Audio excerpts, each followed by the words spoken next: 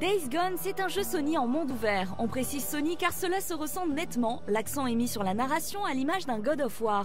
Dans Days Gone, on joue Deacon St. John. Après une pandémie mondiale et une invasion de mutants, ce biker s'est reconverti en chasseur de primes. Malgré les événements, il reste dans son Oregon natal, toujours obnubilé par cette question: qu'est-il arrivé à sa femme, Sarah? Les survivants sont tous terrés dans des camps bien souvent dirigés par des illuminés. C'est là que l'histoire progresse à base de cinématiques, coupées par des temps de chargement. C'est d'autant plus dommage que la narration est bien rythmée et les acteurs convaincants. C'est dans ces camps que Dick reçoit des missions. Tout est très classique, aller ici ou là pour éliminer différents ennemis.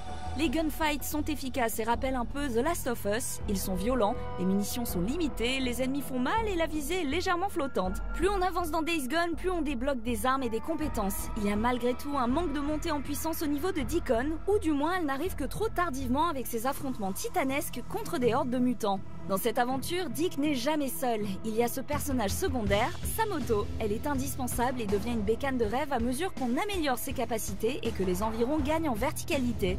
Days Gone est parfois maladroit, il peut même agacer par sa technique qui flanche par moments. Il n'en reste pas moins une très bonne expérience dotée d'un gros contenu. On n'atteint pas encore le génie d'un God of War ou de Last of Us, mais à l'avenir, Days Gone pourrait bien devenir l'une des franchises majeures de Sony.